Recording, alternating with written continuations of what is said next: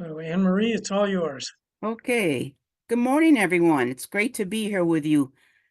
My name is Anne Marie Farage-Smith, and I am a licensed mental health counselor in New York State and a grief and loss specialist, particularly very interested in the grief that we encounter when we lose our beloved pets.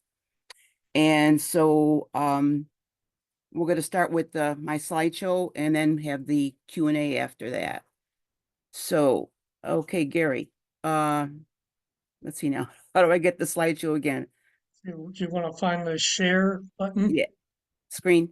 There we go. Yeah, We're going through the same process. Okay. Um, Now I'm lost. Are you there? yeah. You see it at the Okay. bottom of your screen, a little green box Yes. that says share. Yep. Click I on thought I that. clicked it went on. Okay. Oh, here. Sorry, everybody. There we That's go. that's not the So, beginning now. no, well, just click the left arrow or left mouse button should back you up. How about P for previous? Here. Yeah, there you go. Oh, okay. Here we go. All right. So,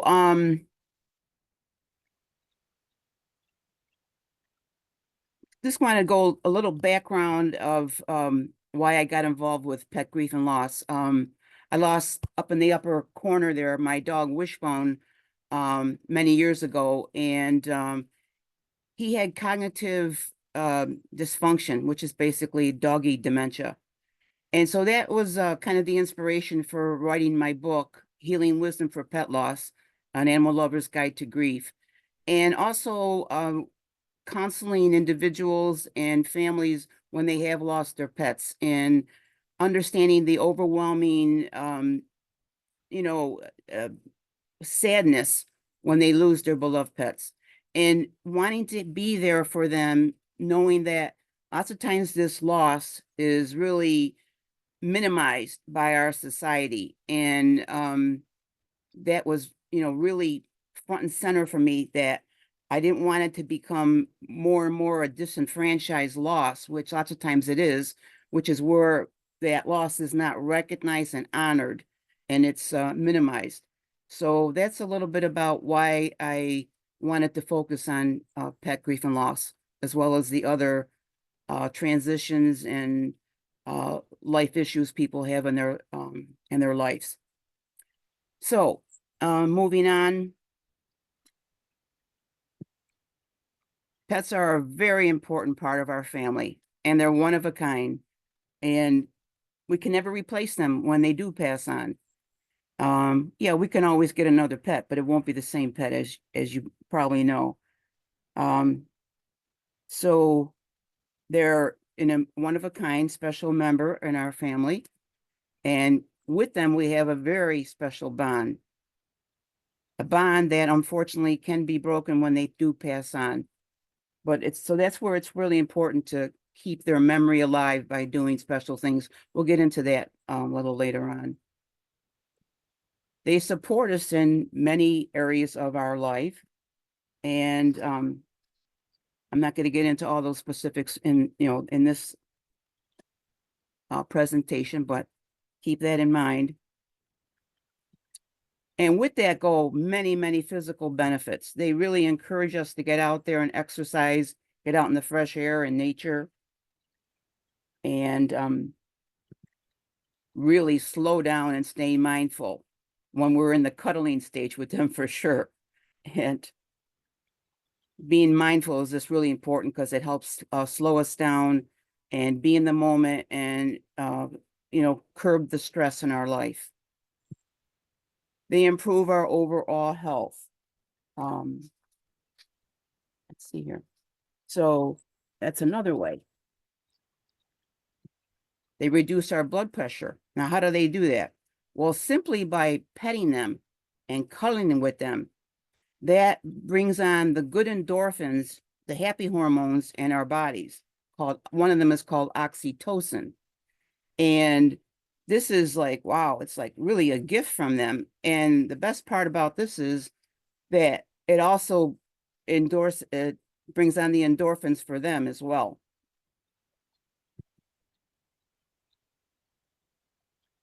So there's the feel-good hormones that are produced. So that helps to decrease the stress in our life as well by bringing on those good hormones that are produced. They also help to manage our long-term diseases by, making us once again slow down, which is really important, and to just relax and de-stress. Okay, so then they also bring us emotional benefits, the unconditional love, the companionship they give us, and the special connection we have with them. They also help us bring a sense of purpose to our life, and give a routine to our life, which is really important. Excuse me.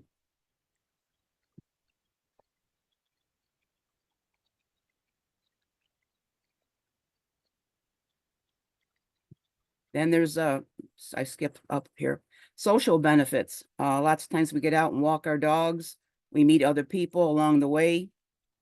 We might go to dog parks with our dogs.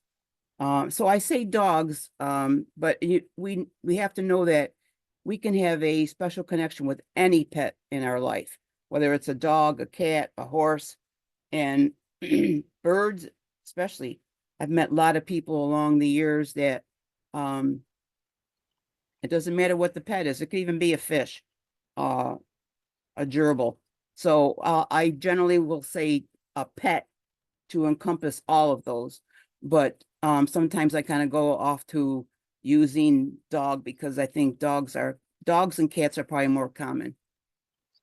They help us remember that to be playful. And I can really speak on that with my dog Jazzy, and playing ball with her. It really just helps me calm down and, feel better, and just, you start to smile. And once again, when you smile, you bring on those good hormones in your body. So the sad part is that we can lose our pets in many ways in our life. And one of them is when the pet parent that we would have a chronic illness. We can lose them as far as maybe we can't interact with them as much as we used to before our chronic illness.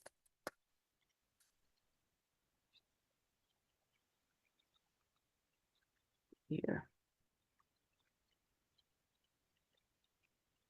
I remember when we had Wishbone, and Wishbone passed away. The months leading up to him passing away, it was like we lost him in that way, because he wasn't the same dog as he was when we first, the previous years with him. It was a really difficult time. It could be we lose our pets because of an illness that they have. Example of the dementia with Wishbone. We can lose our pets through a natural disaster. For example, I like to bring up the situation, Hurricane Katrina many years ago, when before they had a law, which they do have now in a lot of states, maybe all the states, where during the time of Hurricane Katrina, you were not allowed to bring your dog or cat into the shelter with you. I remember seeing pictures and stories of, people going off in the boat, being rescued, and their pets were back on the tops of the rooftop. And it was just such a sad sight to see them having to leave their pets. Now, they did try to go back and get many of them, and they did rescue several of them, well, probably several hundred. But there's also some that they never did were able to rescue. So there's been some happy stories with that, though, because Sometimes they were rescued and they did have their identification on them, their, their tattoos or whatever that were registered, and they were able to match up the pet with their owner at some point. But unfortunately, it didn't happen with all the cases. So we can also lose our pets by an unexpected accident. So I bring up this information because automatically people think right away, oh, my dog died and I lost him. Well, there's many other ways that you can lose them along life. An unexpected move, maybe you have to move to another location and you can't take your pet with you, for example. And that's case in point, the next one, transitioning to a different home environment. There's also an unexpected move, like if you're a military personnel or somebody in your family is, they may have to move on to another state and so on, another opportunity for them in their work, and they can't take their pet with them. So I wanted to bring this up and just, hone in on the different ways you can lose your pet. We're going to focus today on losing your pet when you have to transition to a different home environment. You can also lose your pet if he escapes from an enclosure. And I've also read many stories on where sometimes the pet is found, years later, and they are reunited. So that's a wonderful thing. And also the final one is through death. So we're going to focus on, can we take our pet into a new home if we have to transition to a new home? So what's really important here is to research pet-friendly options. And I know that's a lot of work, but it's very important because you want to find a place that you can take your pet. And from my research, I've been finding out that there are, in fact, assisted living facilities. And if you had to move to an apartment from your home, there are apartments and facilities that do welcome pets. So that's important to find out if you want to take your pet with you.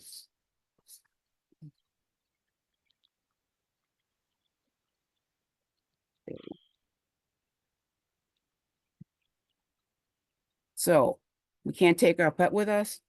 How can we go? What can we do to, if we can't take them with them, what can we do? Main thing is we shouldn't give up hope. Do your research and see if you can find a place that will allow you to bring your pet. So explore those pet-friendly housing options. Also, when you travel, there's a lot of hotels that will take pets now. There's even a lot of restaurants will allow pets in as well. Definitely outside in the outside areas of the establishment, they definitely will welcome your pet, from my experiences and other people that I know. And because there really is more recognition of this, of the importance of the pet in our life. So places are finally starting to, see that and understand it. So let's see here. So some facilities encourage bringing pets. And so it's important to seek out those options to keep your companion with you. Now, if your pet cannot join you, what can you do? Okay, you can definitely set up some pet visits. And that could be maybe a family member or a trusted friend bringing the pet to visit you. That's a really nice thing to do. Really helpful. In order to maintain your bond is really important. So when they visit, you can interact with them and, be like old times, and they can just, get used to the new area that you're in, but know that you're in there and they can come and see you.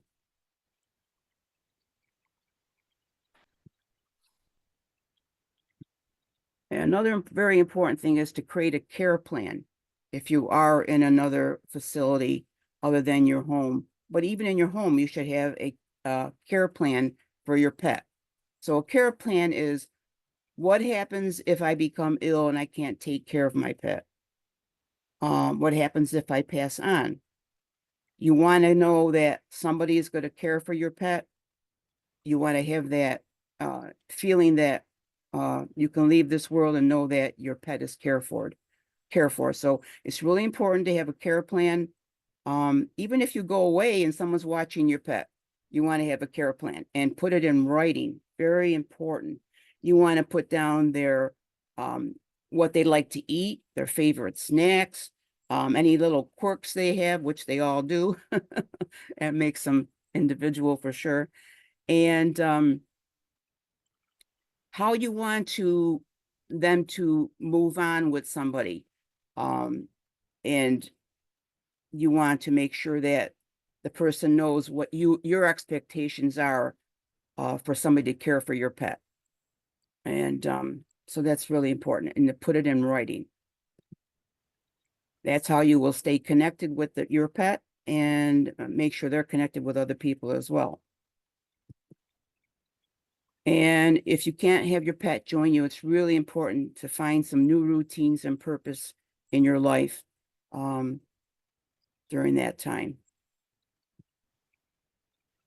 Also, if you're really having a hard time adjusting to not being with your pet, which would be something that's very normal to happen, I would suggest you seek out some type of emotional support, reach out to others that can help you. Don't isolate yourself, and honor your bond with your pet. And you can do that in a lot of different ways. You can have pictures in your room. You can create a treasure box where you have all different mementos from your time with your pet, and keep adding to that. And when you're feeling down and sad, you could pull that out and look at it and say, wow, this was great. And I remember these happy times. And as you remember those happy times, you are bringing those and good endorphins up. So that's going to help.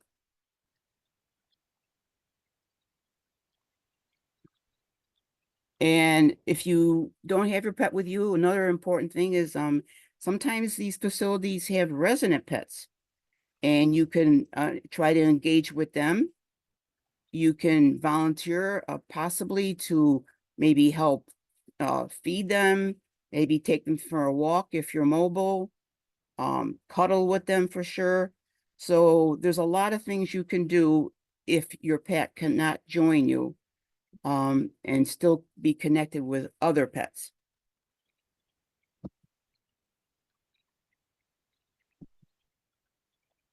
And then it's really important to keep engaged with life and embrace new opportunities that you have in the new home environment that you're going to be in. So embrace the new opportunities, whatever they may be. Reach out to trusted friends and family. Let them know you're really having a difficult time with this, if you are, which I'm sure you would be, missing your pet. And there's people that want to help and be there for you, but you have to reach out. And this is the book that I wrote, Healing Wisdom for Pet Loss, An Animal Lover's Guide to Grief. And it's available at any bookstore. And if it's not available if it's not currently available, all you have to do is ask them to order it for you. And it's in several libraries as well. I really didn't mean to go through this that fast, because I wanted to talk about, let me get this off the screen. I'll just go back. Okay. I wanted to talk more about the care plan in particular, and add something called a pet trust that would go along with this care plan. And that would be something that you would want to probably engage with a lawyer. You want to have it in writing for sure, and make sure it's in a place that people, or either a place that people can find it, or that you let people know that I have one of these pet trusts with a lawyer. And in that trust would be, if you are able to financially leave money for your pet, that would be what I'm calling a trust fund for your pet. So it goes along with the care plan, adding that feature. If you find someone who is not able to take care of your pet because of their financial reasons, and you are able to help along with that and leave that money for them for their care. So that's really important, I think. It's going to give you peace of mind knowing that when you do leave, if your pet, you predecease your pet, that he or she will be taken care of and you've got some plans for them. But leave information about what their favorite activities are. Like I said, what their favorite, foods are. And, if they do have some anxiety, how they react to it, like what do they show in their personality when they get anxious. So all those little things are really important to pass on to someone who is going to care for your pet. And if you are not able to find somebody to care for your pet when you pass on, it's, you can also like set up where maybe they can be rehomed with another, person, another, that you don't know, but hopefully it would be somebody that you do know, either in your family or in your friendship line. Let's see here. Okay. So talk a little bit about self-care. When you're going through this process of maybe entering a new facility, it's really stressful, no doubt. So it's really important to keep up with things like, the basic things like keeping hydrated, eating nutritious food, and getting good sleep. And then with all that stress that might come on within a new life and an adjustment, just try to reach out to people and, like I said previously many times, embrace those new opportunities. And that's where you can meet people. And if you just stay in your room, and you're not going to have those opportunities, and that can be really helpful. So also make use of technology, because I know it has its pitfalls for sure. It doesn't always do what we want it to do, but it's really great to use technology to, the emails and the texting and, the chats to connect with people during the time that you are away from them in person. Let's see. I think that's all I have on my list here. Maybe I could start taking questions now, or I can go off in other directions as well. Well, we've got a number of questions and comments. Okay. First one was, you talked about losing a pet during the natural disaster. We've got a comment here that they've seen a number of cases where during a natural disaster, people don't want to leave their pets and they try to stay behind, which just reinforces what you said about how important they are in our lives. It would be like leaving a child behind. Absolutely. Another one here is a suggestion that people think about volunteering with the Animal Welfare League of Arlington to walk or play with animals or look at other organizations. I know there's one over near Seven Corners that will let you take dogs out for a walk through the neighborhood. Okay, Gary, can I just go back to the one about the natural disasters? Yes. I wanted to mention, I think I did allude to that there are some new laws now, where your pets were not allowed in the shelters, for Hurricane Katrina and other disasters such as that. But now there is a new law that your pet can join you in the shelter. And I think that's huge. I don't have that information right in front of me right now as far as the year that this occurred, but I know that there was this case in locally in the Rochester area where we had a the threat of a possible disaster, and we had the shelter set up and all. And at that time, because of that new law, we were able to bring our pets into the shelter with us if we needed to go to one. And I think that's just huge. And that came about because of a particular woman. She was a volunteer. She was helping rescue the pets, and she pretty much devoted her life to um, helping pets in need throughout her entire life.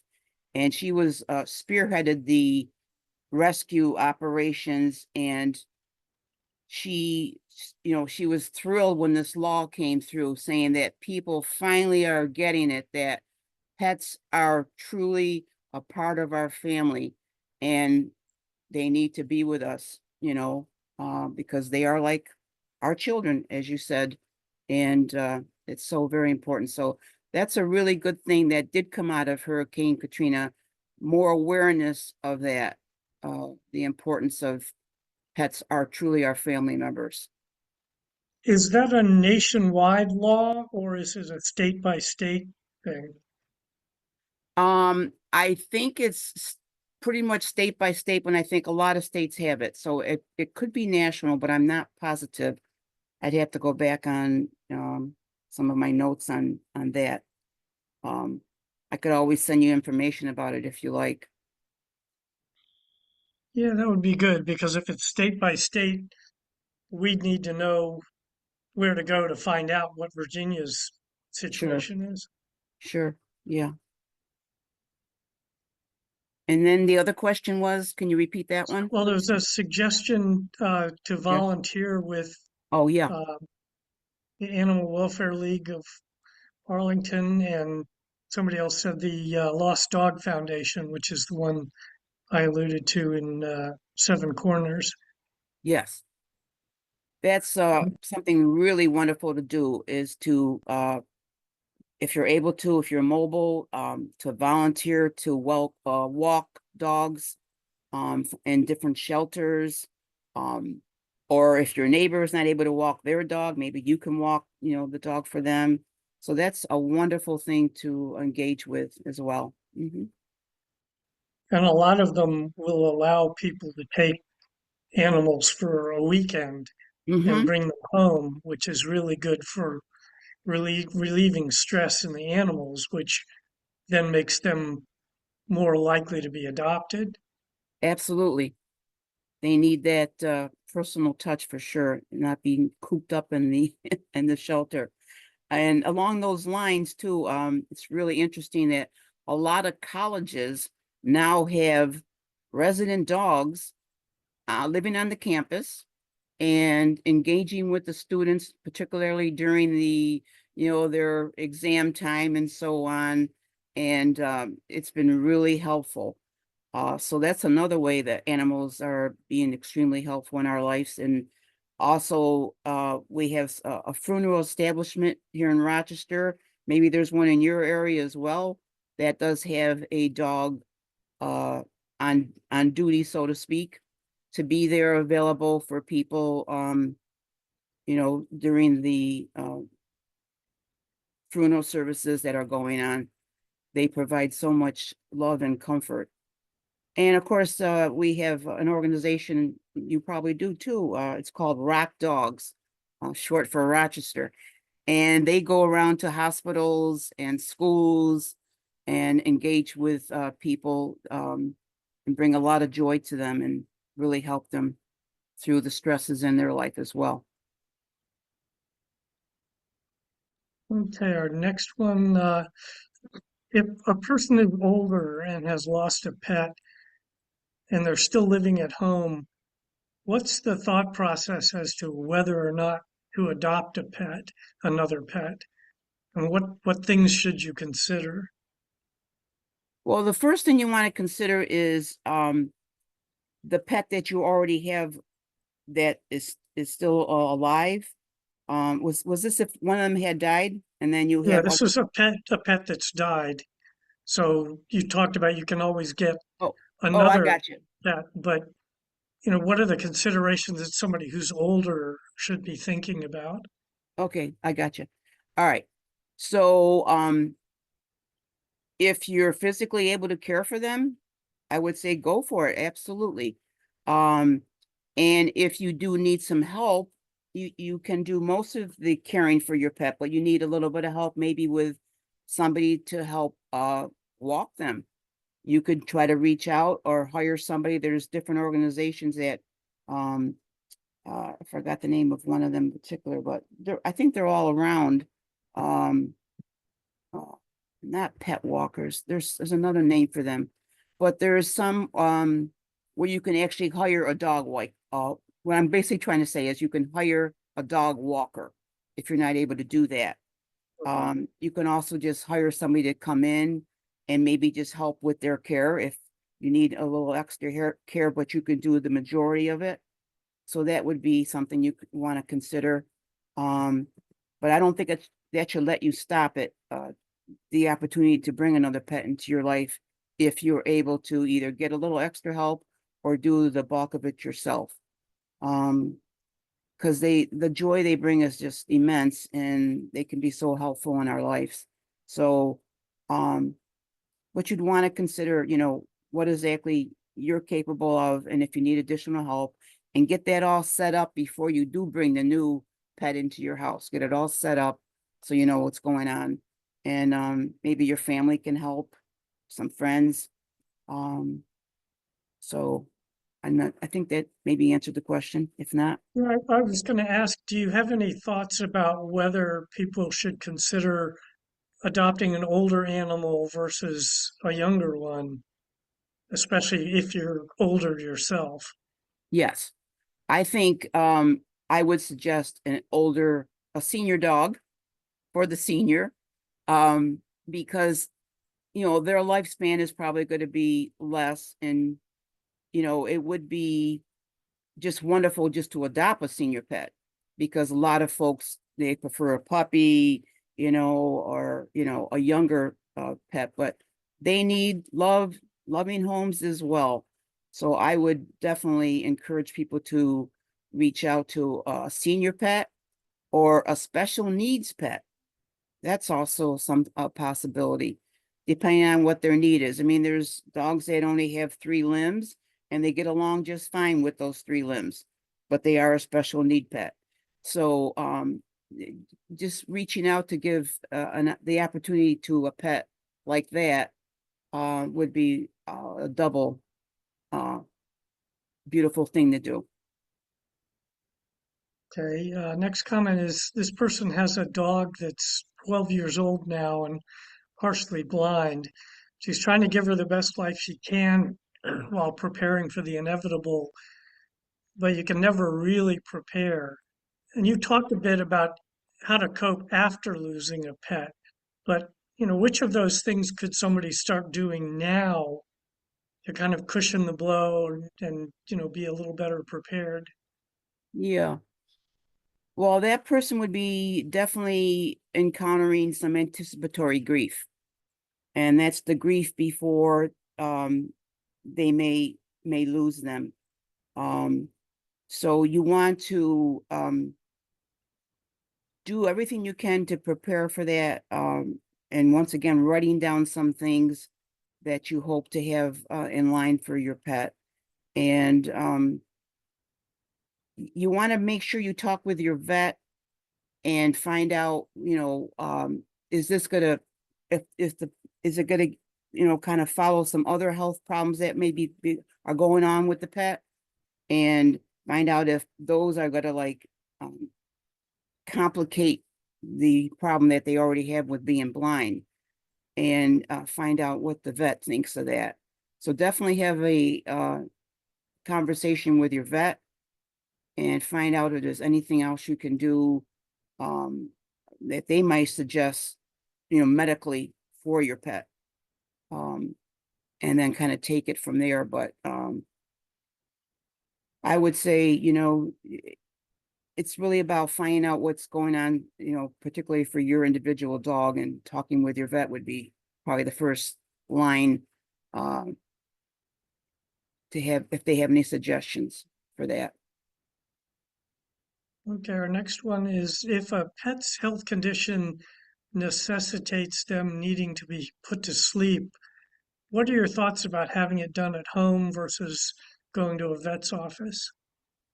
Yeah, I would highly recommend doing it at home if you can, um, because they would automatically feel, you know, um, calmer, most likely because they are in their familiar surroundings. So I definitely would recommend that, if possible. Sometimes they have these mobile units that will come to your house with a veterinarian in them. And if they can't do it in the house, they'll do it in the mobile unit. That'd be a little bit better than the clinic. It's a little more homey, I believe. So that's something really important to consider. Also, if there's another pet in the family um, that maybe during the process of the euthanasia, the pet can also be there if they're calmer. They're not like a really young pup. They would probably they could be there.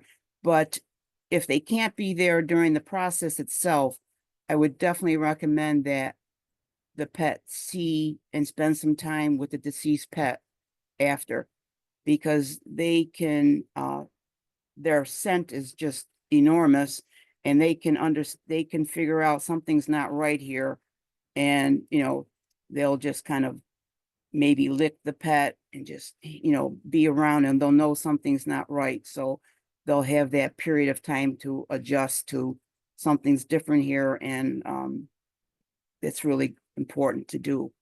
um Also, if something you want to put in your care plan too, back to the care plan, if you predeceased your pet, that it's really important for your pet to see you after you've passed on, because once again they will sense something has gone on, and in time they will probably figure out you're not there anymore.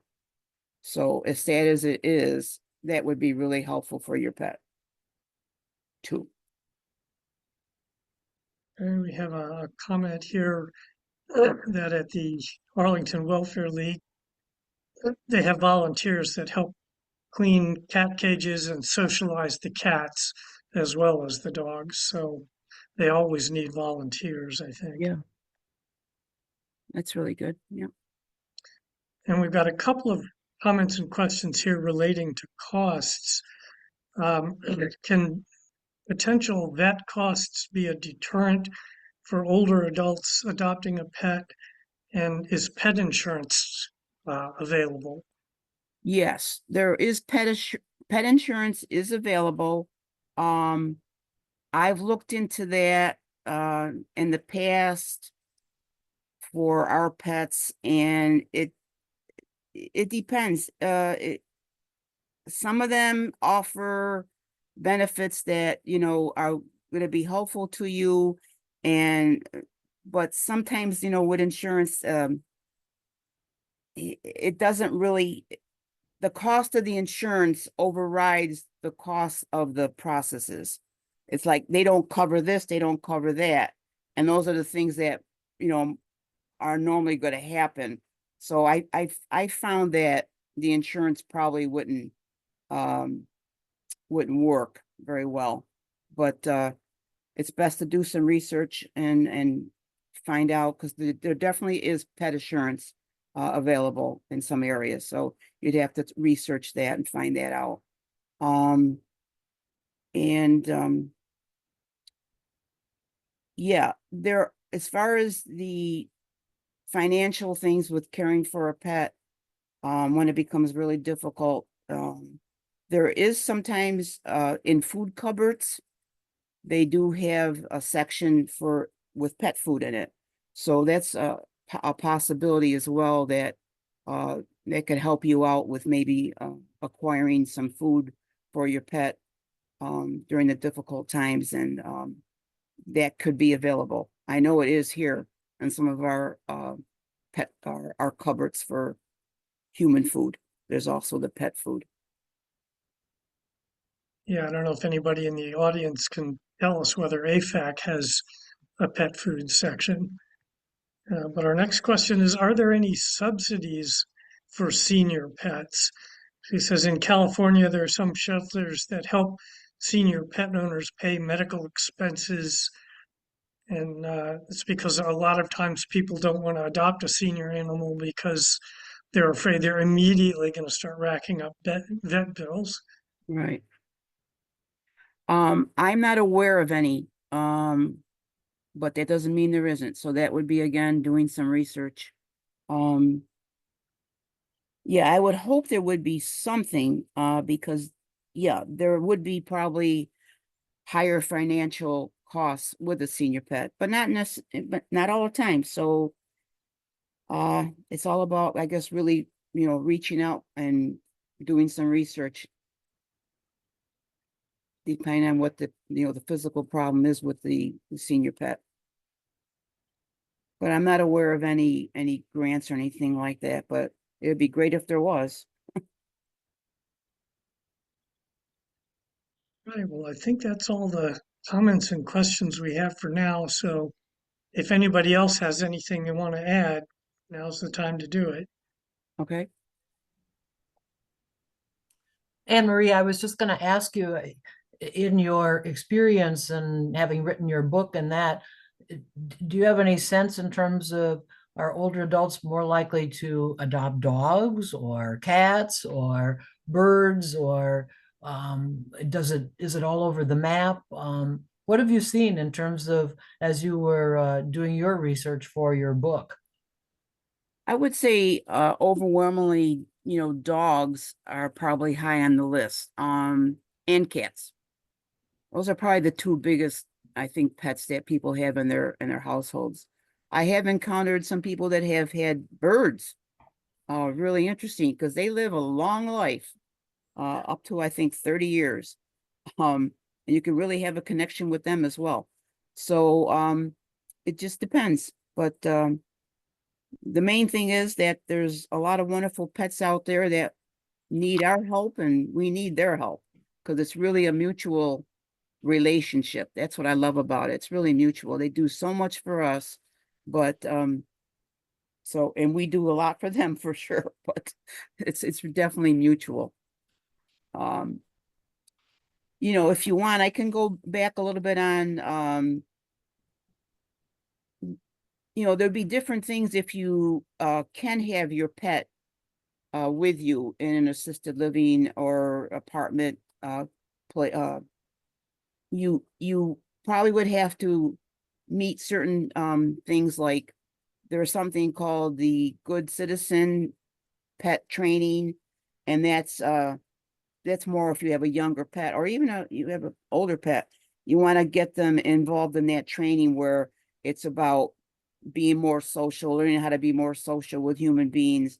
And they find out if the dog is, um, you know, not going to be a threat to, as far as injuring somebody. So that training kind of, they walk through different scenarios with the pet and they put them in situations where there's wheelchairs going by and there's walkers going by and how they're reacting to it. Are they getting, anxious? So that wouldn't be a good pet to have in a facility for sure. And also there's certain pets that you can't have in facilities. It's got to be a domesticated animal for sure. Do assisted living facilities have size limits on I'm not dogs aware in of, particular? I have never heard any size limits for the assisted living. I think it's pretty much depends on the behavior of the pet, their how they are with human beings and other people that are around. That's the big thing because in their home it was maybe just 2 people, 3 people, whereas in a facility there's going to be a lot of people coming and going all the time. So your dog or cat has to be not somebody that's going to get highly aroused and a calmer pet and learn, so that's why this training kind of can help them be kind of like that good neighbor. And One thing I was going to also add is that it's if there are younger older adults on here, and one thing I've discovered is older adults can be anywhere from in their 50s to their 90s. And so, but sometimes if a younger older adult has a pet, they can also look into the possibility of having their animals be therapy dogs. And in fact, I could also put that on the chat here, Gary, is that Aging Matters TV show. I did a program about pet therapy in which a couple would take their two dogs over to various places in, assisted living, and just have opportunities for people who couldn't have pets themselves to be able to interact with the pets of the couple that brought their two small dogs. It's really a cute movie or video. yeah. And I'll put that in there yet since we got a little time. But that's an opportunity too for not only older adults to have their own pets, but to interact with other people and have their animals interact with other people. So do you know anything about that, Anne Marie, pet therapy? Oh, yes, I do. That's Okay. what I mentioned that earlier, as far as like there would be the pets at the colleges, Mhm. and they were definitely there for, not formal therapy, because, a pet can be trained to be a therapy dog, and that's a lot of training, and that they would be a formal therapy dog for people that maybe have sometimes there's dogs that are trained to scent. Their scent is well, all the dogs are very good with their scents, but they have to be trained to maybe notice that somebody's about to have an anxiety attack. They can Mhm. sense that going on with the individual. So it's more like that would be more of an emotional support dog. But then the therapy dogs would be ones maybe for people who have a disability, um, or somebody who their dog alerts them that their sugar has gone down. So medical, assistance. So that's a wonderful thing to get your dog trained in that, but it's a lot of training. So if you have the time and the energy, and the pet that would be trained for that, it would be just a wonderful thing too. But the emotional support animals are like a different level. Um, they're not trained like a therapy dog would be, but they are therapy dogs because in a different way, because they sometimes just being with the pet, the person becomes more calmer for sure if they have anxiety issues like that are consistent in their life.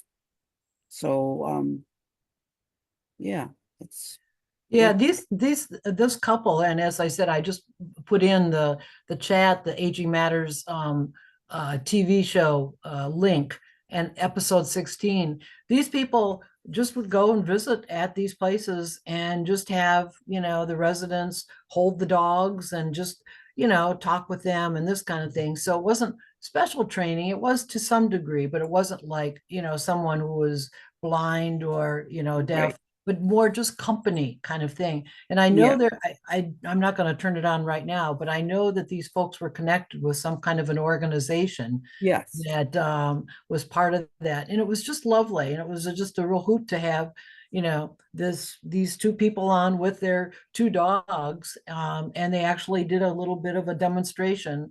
And the man was the visitor, and then his wife played the part of a resident.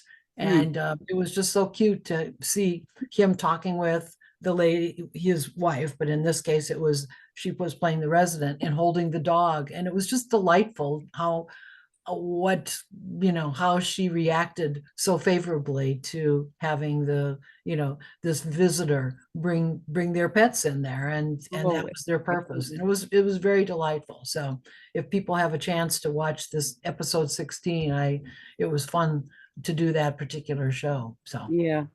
I know years ago I was a volunteer for our Humane Society. And I used to go around into hospitals and nursing homes and schools, and they would bring the pets from the Humane Society. So you didn't have to bring your pet. If you didn't have one, you still could do this. So you didn't have to have your own pet. You could still right. be engaged with volunteering, and they would bring the pets along. So you would just um, be there and bring the pet along and have them visit with the people. And it was a really good experience. And I'll never forget the smiles on the faces of people. And you could see their stress just kind of all went through. It was just like, they just were like so happy. And that half an hour we were there, and they would say, "Are you going to come back again?" And we said, "Oh, yes, we are." So it was a wonderful experience. But we do have rock dogs here. It's called ROC for Rochester Dogs, and it's a wonderful organization. They do exactly what we're talking about. They go to local hospitals and nursing homes and schools, and the people that they bring their own dogs. Mhm. They've been trained with this organization, and their dogs have been kind of like certified that they're, good citizens. And so it's just a really great thing that we have here. And I'm sure that other locations as well have something like that.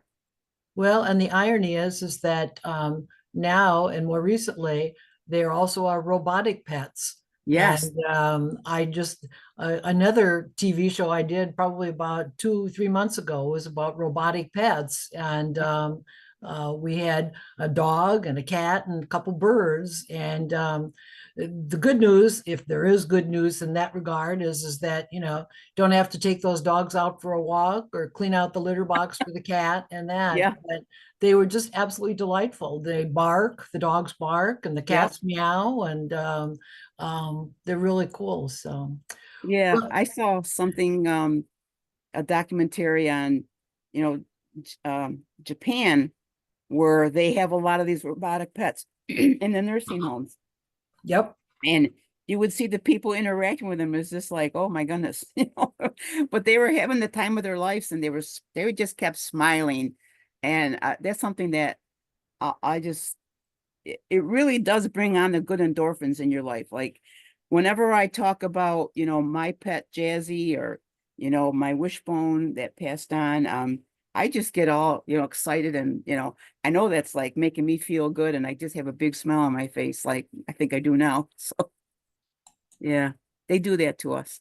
Well, and that's the important thing. And you're right. Even I was at a presentation about aging matters, and I did bring along my cat, my robotic cat. I don't have real pets anymore, but the smiles were there, and they're absolutely delightful. So it's really great. So well, it looks like it's 11 o'clock. So I definitely want to thank Anne Marie Farage-Smith for talking about handling pet laws. Anne Marie, it was great to see you again. Good to see And you too. thank you. Thank you for your presentation. This was very helpful, and I hope You're people welcome. will tune in and see this program at some point. And be sure and check in again next week for Coffee and Conversation. The guest will be author Charlotte Malerich, and I'm reading here. She uses supernatural fiction to explore the intersection of liberation and justice, and has published 2 novels. And you can read more about her in the upcoming community update. So be sure and tune in next week for Coffee and Conversation. And meanwhile, have a good week, and enjoy this lovely weather wherever you are in New York or in the Washington area. And we'll see you next week at 10 o'clock. Thank you. Okay.